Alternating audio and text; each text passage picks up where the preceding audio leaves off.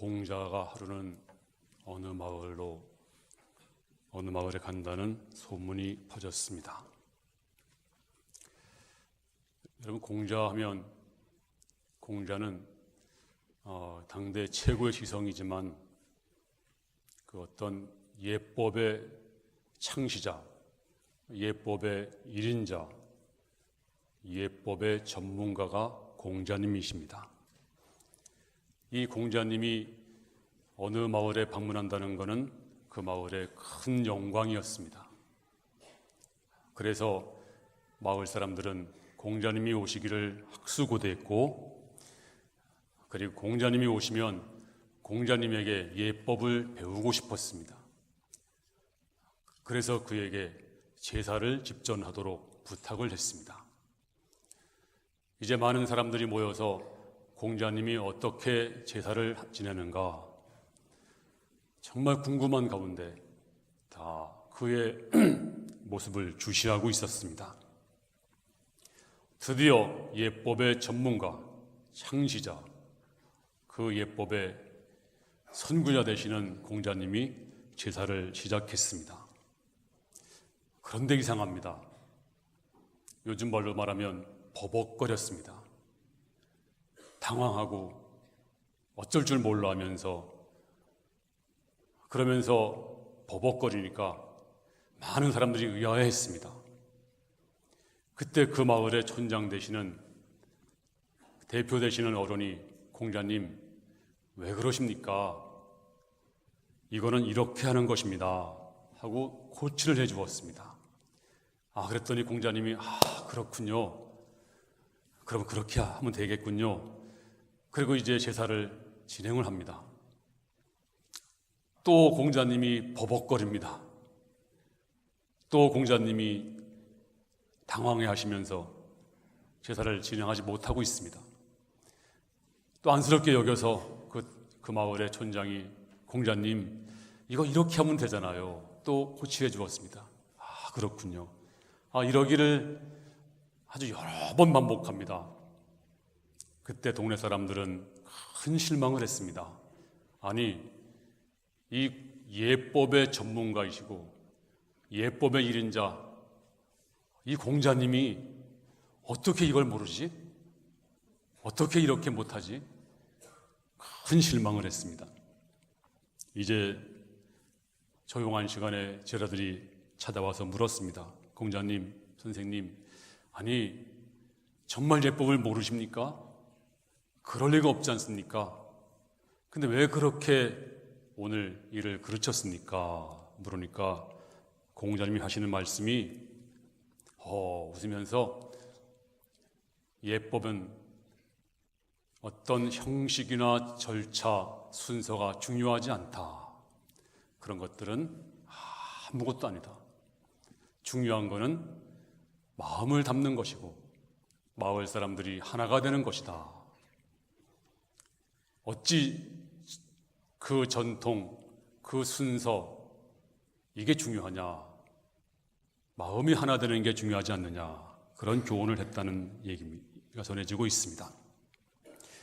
그런데 그 공자의 가르침이 우리나라에 와서는 뭔가 왜곡되었습니다. 물론 긍정적인 면이 많이 있습니다.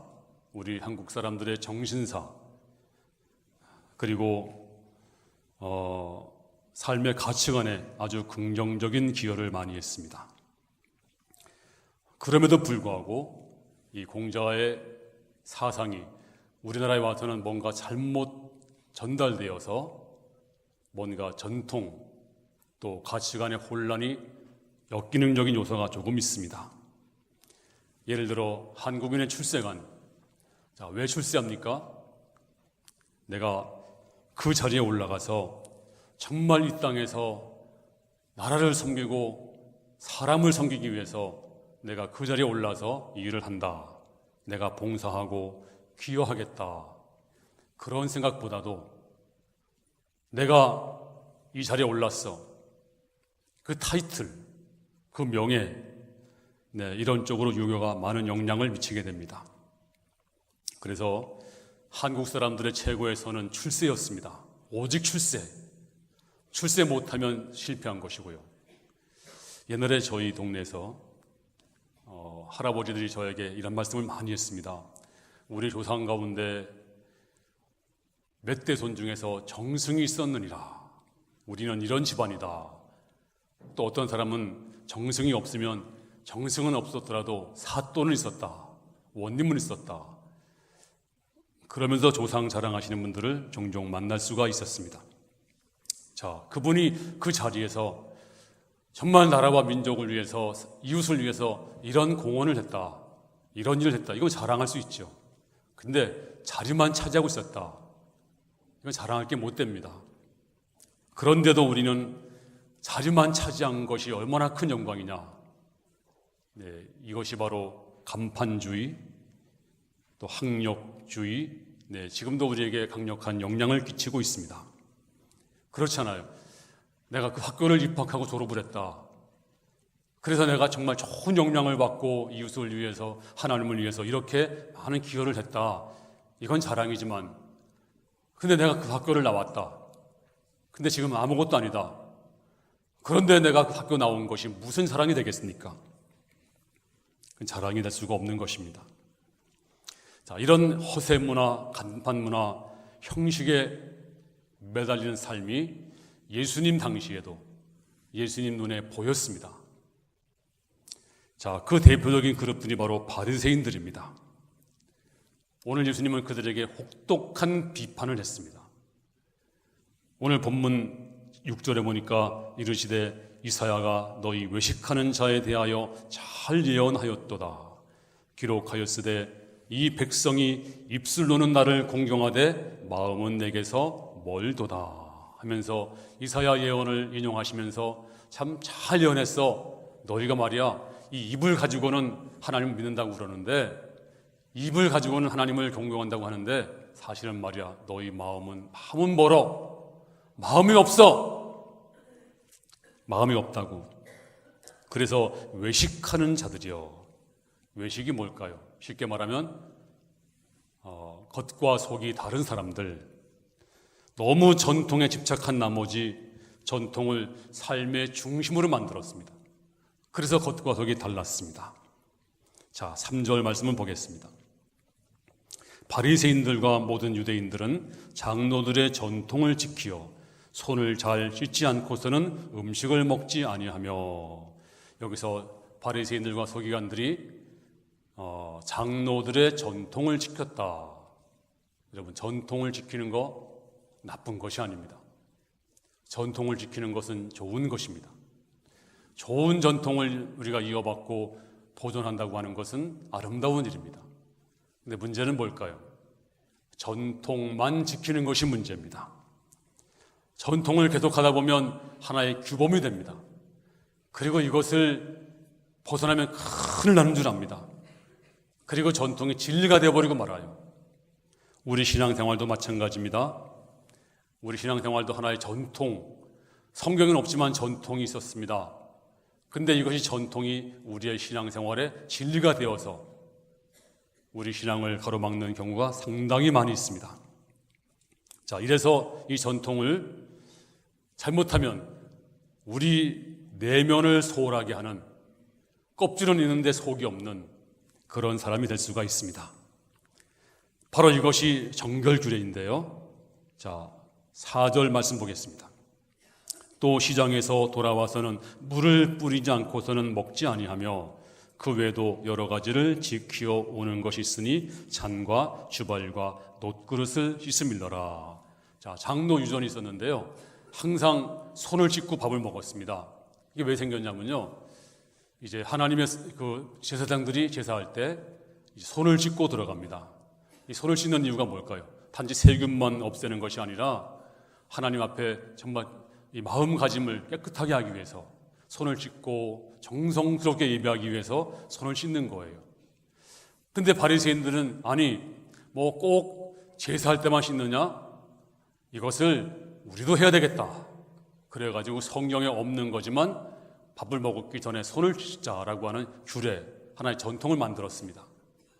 그리고 시장 갔다 와서는 물을 뿌렸습니다. 물을 이렇게 뿌린 다음에 그리고 이제 밥을 먹고 그 다음에 잔과 주발과 녹그릇도 씻는다. 씻는 예식을 만들었어요.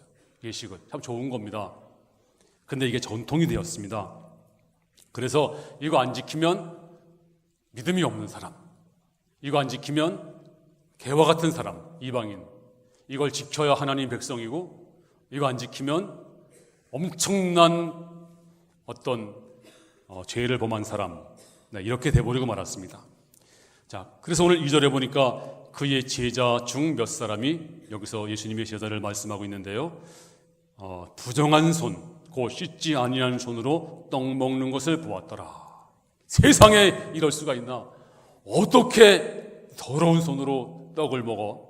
정결주례도 하지 않고, 저건 후레라식이고, 저 믿음도 없는 나쁜 놈들이고, 막 비판을 하게 됩니다. 자, 이럴 때 우리 주님께서 저들을 신랄하게 책망합니다. 너희가 하나님을 믿는다고 하면서 마음은 멀도다.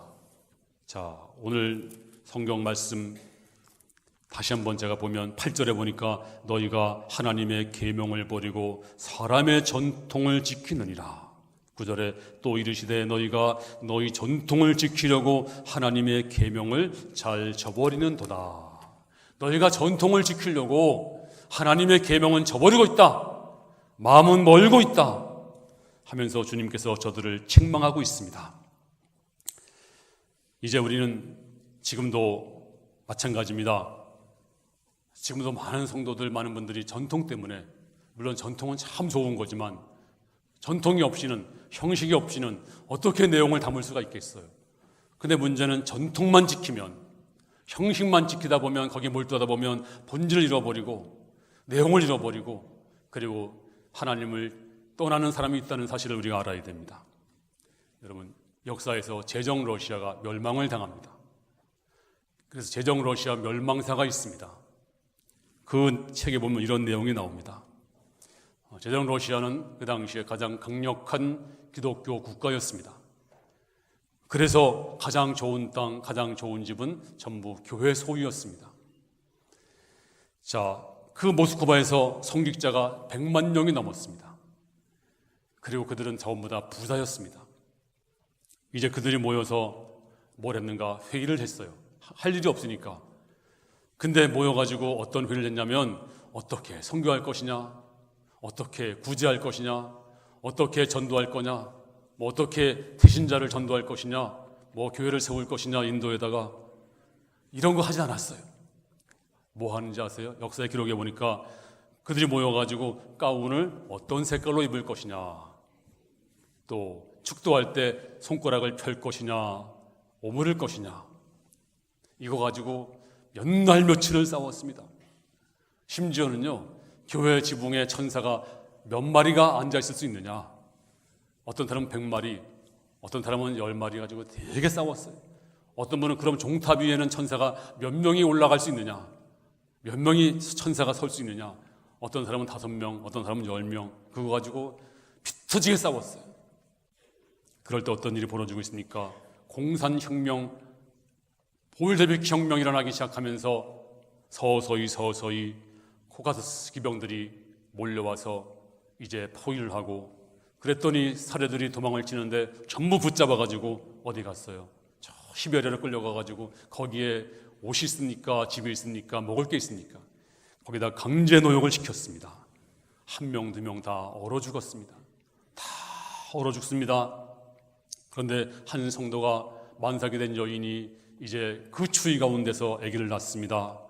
근데 아기가 나오다가 중간에 아이도 죽고 그 여인이 죽어가면서 마지막 남긴 말, 이 말이 바로 러시아 최후의 말입니다. 무슨 말인지 아세요? 하나님, 우리를 왜 버리셨나이까? 우리를 왜 버리셨나이까? 왜 버렸나요? 신앙의 본질 잃어버리고 껍데기만 가지고 형식에 치우칠 때 거기는 멸망이 왔습니다. 오늘 주님도 너희 전통을 지키면서 전통만 가지고 붙잡고 있으니 하나님을 헛되이 경배하는구나. 오늘 주님이 책망을 했습니다. 그러므로 전통은 말씀을 대신할 위험도 있습니다.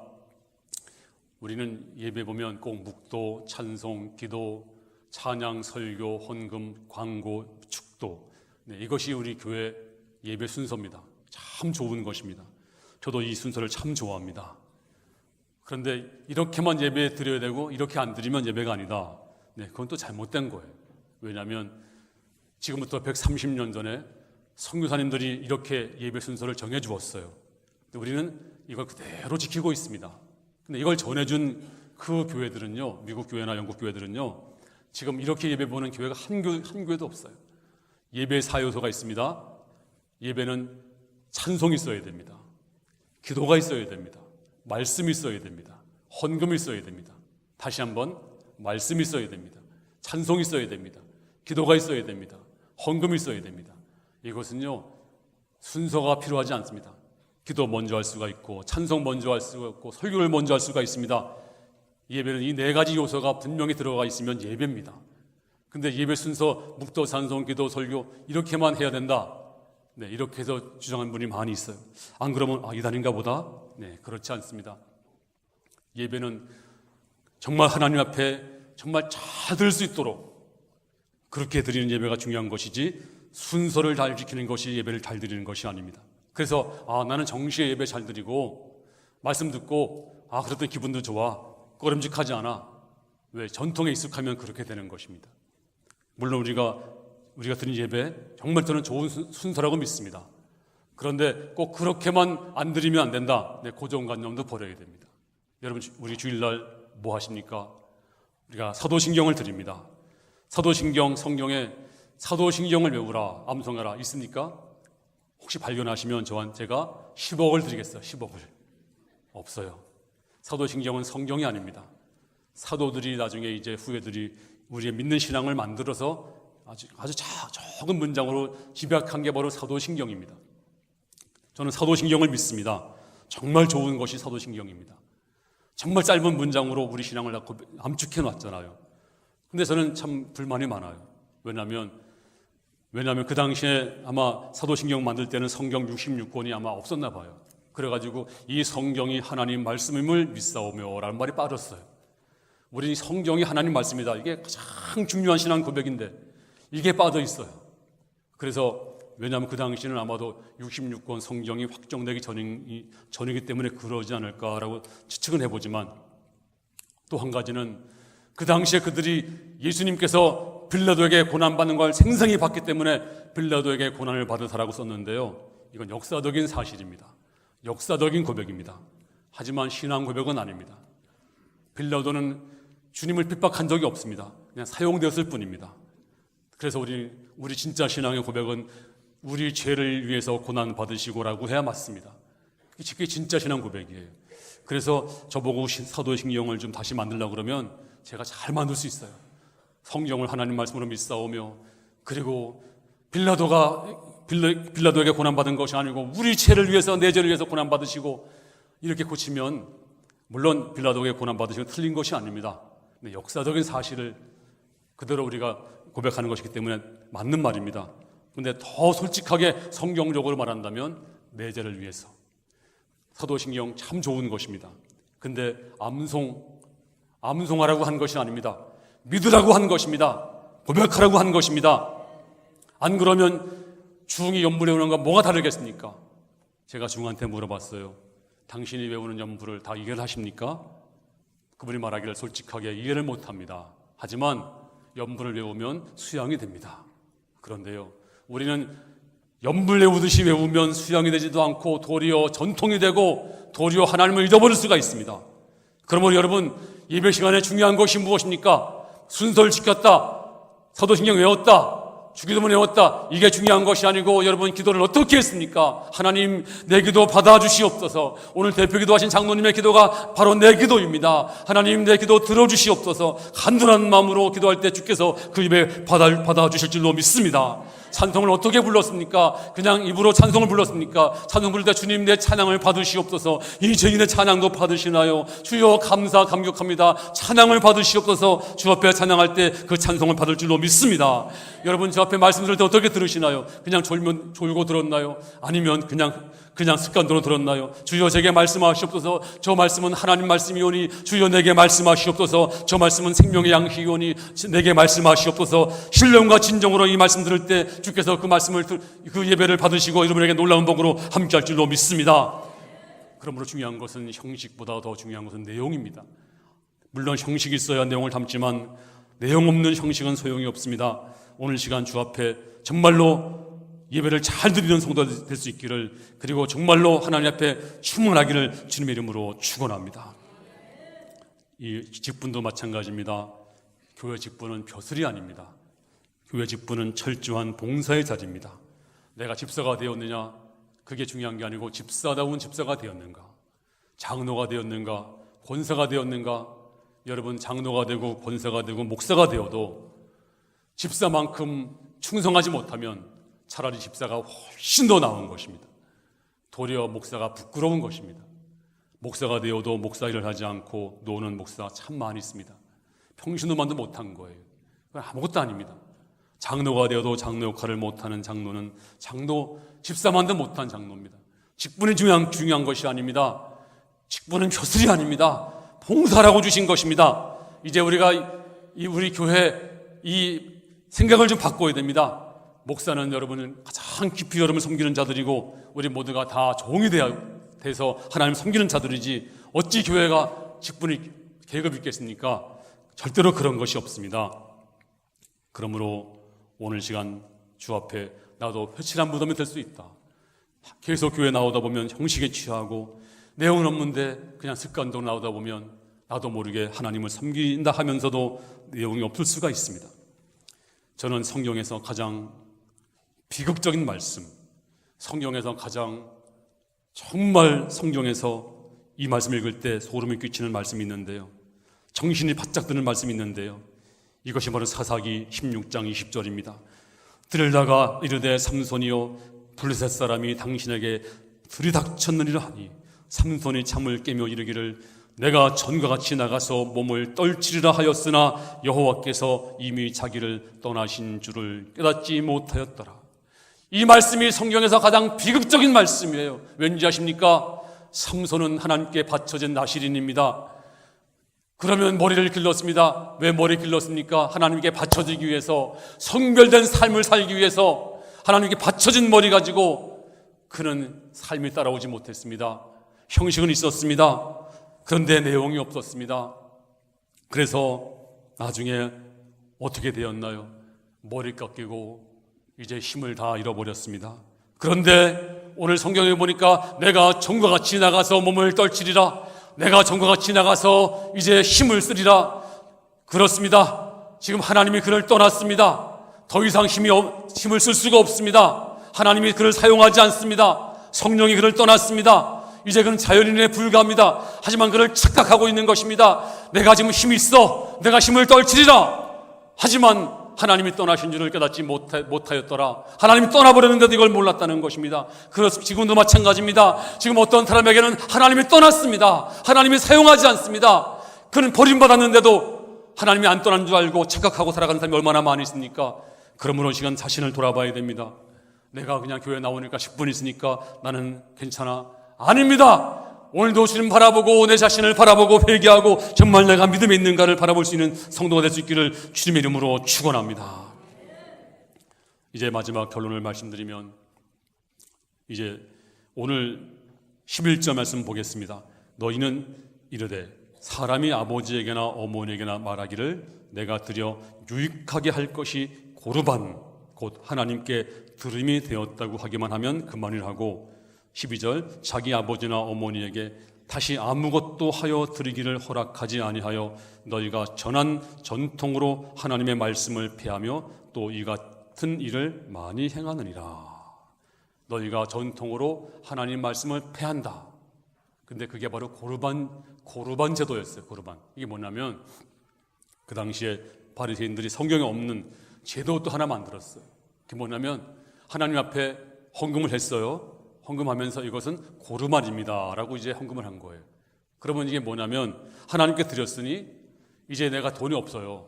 그러니까 부모님에게 내가 드릴 돈이 없습니다. 그러므로 고르반하면 부모님에게 안 드려도 된다는 거예요. 그래서 고르반 하면 저 사람은 하나님께 다 드렸어. 그러므로 부모님에게 안 드려도 돼. 부모님을 안 돌아보아도 부모님에게 용돈을 안 드려도 사람들은 저 사람은 좋은 사람이야. 저 사람은 괜찮은 사람이야. 왜? 고르반 했으니까. 이걸 악용했어요. 헌금을 조금 드리고 나서 고르반 했어요. 그럼 부모님도 어쩔 수가 없는 거예요. 제가 고르반 했구나. 그래서 굶어 죽어도 원망할 수 없는 거예요. 누구나 욕하지 않는 거예요. 이게 바로 고르반 제도입니다. 하나님께 했으니 부모님에게 안 해도 돼. 이런 고르반. 주께서 말씀하십니다. 너희가 그 전통으로 하나님 말씀을 폐하였느니라. 너희가 그 전통으로 그 형식 가지고 그 제도 가지고 하나님의 말씀을 폐하여 버렸느니라. 그러므로 그것은 너희가 멸망을 당할 일이다. 언젠가 밀양이라고 하는 영화가 상영되었는데요. 거기에 한 사람이 아들을 유괴해가지고 죽였나 봐요. 그러니까 어머니가 완전히 미친 사람이 되었습니다. 얼마나 충격이겠습니까? 시간이 지나면서 이 어머니가 교회를 나갔어요. 그래서 예수 믿고 은혜 받고 이제 마음을 좀 추스리면서 이제 예수 믿고 보니까 아들을 죽인 그 유괴범을 좀 용서하고 싶은 마음이 들었습니다. 그래서 형무소를 찾아갑니다. 유치장에 찾아가서 그 남자를 만납니다. 근데 그 남자 얼굴이 너무 화난 거예요. 너무 화나고 웃으면서 탐복하면서 맞아주면 뭐라고 하냐면 하나님이 나를 다 용서했습니다. 내가 여기서 예수 믿고 내가 용서 다 받았습니다. 이제 나는 새 사람이 되었습니다. 이제는 새 인생 살게 됐고 이제 내가 하나님을 위해서 잘 살겠습니다. 참 좋은 말이죠. 이 말 들으면 여러분 어떠시겠어요? 근데 그 영화는 정반대로 이제 진행되는데 그 어머니가 그 말 듣고 다시 한번 빡쳐가지고 뭐라고 하냐면 용서를 구하려면 나한테 해야지. 왜 하나님한테 했다고 하고 나한테는 그냥 완전히 그러니까 너무 뻔뻔스럽게 보였나 봐요. 그래가지고 다시 또 신앙을 버리고 세상으로 가는 그런 내용인 것 같아요. 고르반 바로 그런 것입니다. 내가 하나님께 했으니까 사람한테 안 해도 돼. 하나만 더 말씀드리겠습니다. 제 친구 가운데 하나가 저 기도원에서 기도원을 운영하신 분이 계세요. 근데 이분이 어떤 제도가 있냐면 성도들은 이제 교회 와서 기도원에 오면은 이제 잠을 자거나 밥을 먹으면 이제 돈을 받아요. 밥값 싸게 받습니다. 근데 목사님들은 방을 주고 또 방값도 받지 않고 음식값도 받지 않아요. 그냥 무료로 식사를 제공합니다. 그랬더니 목사님 두 분이 목회를 안 하시는 분 같은데요. 이분이 한 2달 동안을 와가지고 계신다는 거예요. 계속 그냥 계시면서 기도하시면서. 선생님 어떻게 하겠어요? 기도하고 있는데. 근데 어떤 날 가을에 기도원 앞에 있는 그 감나무인가 무슨 사과나무인가 과일을 이렇게 심어놨는데 장대를 가지고 오더니 막 털들어야하는 거예요. 그 과일나무를. 그러니까 과일이 뚝뚝 떨어졌어요. 목사님이 화가 났어요. 저 사람들이 공짜로 밥 먹여주고 2달 동안 있었는데 감사해야지 왜 또 고이 기른 저 과일을 다 따가나 싶어가지고서 한마디 했나 봐요. 왜 따냐고 그랬더니 도리어 뭐라고 그러냐면 목사님 이 과일나무는 하나님이 주신 건데 하나님께서 열매 맺게 한 건데 하나님 건데 뭐 어때요? 주의 종이 하나님 거 따먹는데 하나님 주신 거 따먹는데 왜 참견해요? 그래 이분도 빡쳤대요. 그래서 쫓아냈대요. 두 사람은. 우리가 고르반 제도를 악용하는 사람들이 있었습니다. 전통에 매이면서 이거 하니까 내가 교회에서 봉사하니까 내가 좀 하니까 괜찮을 거야. 더 중요한 것은 내가 정말 믿음 안에 있는가 살펴야 됩니다. 하나님이 내 안에 계신가? 정말로 내가 믿음으로 살아가는가? 성령이 내 안에 역사하는가? 하나님 앞에 정말로 회개하고 믿음으로 살아야지. 어떤 전통에 매여서 거기에 있으면 지금 전통 종교가 뭐가 있습니까? 동방 종교회, 러시아 종교회, 캐톨릭에서는 의식밖에 없어요. 그래서 기다리자고 하는 것입니다. 우리가 말씀으로 살아있어야 됩니다. 그리고 하나님 앞에 정말 하루하루 지금 응답받고 살아가는 여러분들의 모든 문제가 하루하루 주님께 구하고 응답받는 그런 살아있는 신앙, 믿음의 신앙이 다 될 수 있기를 주님의 이름으로 축원합니다.